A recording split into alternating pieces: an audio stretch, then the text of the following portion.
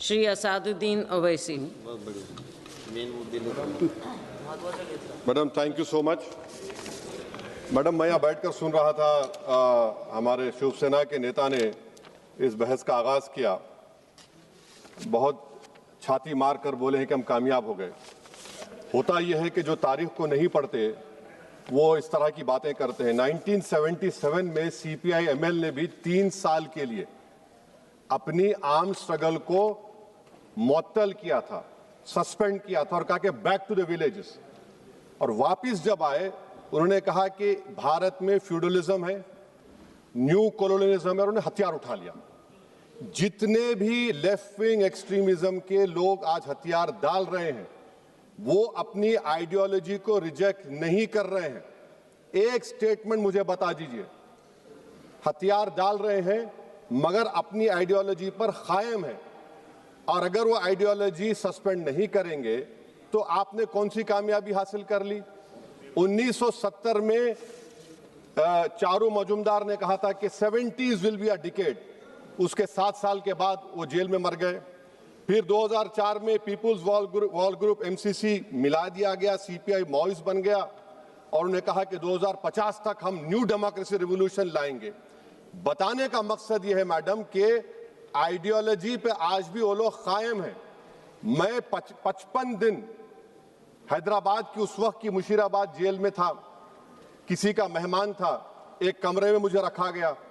मैं 20 दिन पटेल सुधाकर रेड्डी से बात करता था, और पटेल सुधाकर रेड्डी कौन है? जो नक्सलाइट्स को जानते हैं।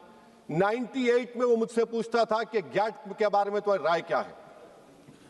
हम अम्बुड्समार्ट बोलते हैं। अम्बुड्समार्ट का मतलब क्या है हिंदी में? इनकॉम्प्रिहेंसिबल प्लेटो।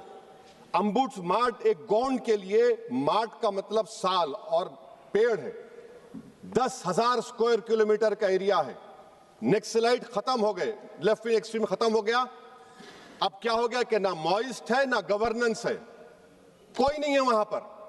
क्या होगा बताइए आप मैडम। और एक चीज मैं आपको बताना चाह रहा हूं कि ये 70% मिलिट्री विक्ट्री है, और जो चीजें जो उनको ड्राइव करती थी, और ये सरकार समझ नहीं रही है, इस देश में सबसे बड़ा पॉपुलेशन नौजवानों का है।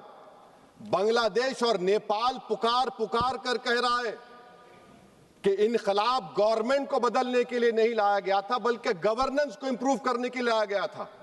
अगर गवर्नेंस इंप्रूव नहीं होगा तो खुदा ना खास्ता जो हम चीज नहीं चाहते वो ना दोहराया जाए। और एक एक्रोनिम है madam, IFTTT, if this then what. Civil administration कहां है हमारा? Relief rehabilitation. मुझे अफसोस है कि तेलंगाना की बात ही नहीं की तेलंगाना के एमपीज।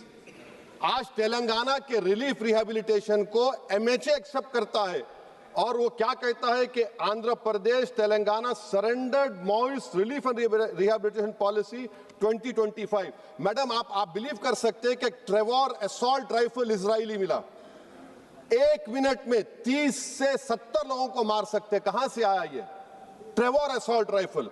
और सरेंडर्ड ये मेरा मानना है कि टैक्टिकल रिट्रीट है, ये कोई हमेशा के लिए नहीं है। टैक्टिकल रिट्रीट है जो 77 में किया था। और मैं मैडम प्लीज 1-2 मिनट दीजिए। और मैं बताना चाह रहा हूं मैडम, AP ओडिशा बॉर्डर को हम कहते हैं कट ऑफ एरिया। आयरॉनिकल है, कट ऑफ एरिया बोलते हैं उसको। मिनरल वेल्थ से क्या ट्राइबल को फायदा होगा? 5th शेड्यूल और बेटर गवर्नेंस से फायदा होगा। अगर नहीं होगा तो पैसा और FRA से फायदा होगा, नहीं होगा तो फिर ट्राइबल नब्बे हथियार उठा लेंगे। ये आप सोच कर चलिए। और आखिर में मैडम मैं गवर्नमेंट से पूछना चाह रहा हूं कि right wing extremism will lead to extreme left-wing extremism. And I want to know, a symbolic post has been given to a tribal. But what about grassroots leadership of tribals from Mandal, Zilla Parishad to MLA? That is not being there. Usage of false encounters, demolition of homes, creating an atmosphere the dignity of tribals and Muslims is taken away. This is being done by those organizations who believe in extremist radicalism and supported by this government. Would you put an end to this radicalism and extremism? Because you cannot, Madam, I'm concluding, and Madam, I'm concluding by quoting what Ajay Sahani had said. Those who believe that the imminent collapse of the Maoist movement heralds a new and refulgent chapter of Indian history of development and of prosperity ignore the dismal on-ground challenges realities of India's development model. The increasing maturation of polarizing mobilization in electoral politics, the growing inequities and inequalities of increasing predatory oligopolistic economy, and the progressive redundancy of human labor as a result of rapid technology transformation. In the light of such fault lines, other moments of violence will inevitably rise. I hope that this government will exercise caution. Don't sound the victory bells as of now. End the extremism done by your own organizations. Do you know what message is being sent? You have the highest number of Muslims who are youth now. If you I'm concluding, madam. If your own chief minister says that give them 2 rupees less, we'll create an atmosphere so that they leave Assam, that is not right. That is also an extremism which has to be condemned. Anyone who picks up arms, anyone who utters a word which creates a feeling of vulnerability against the constitution is extremist. Thank you, madam. Shri Papu Yadav.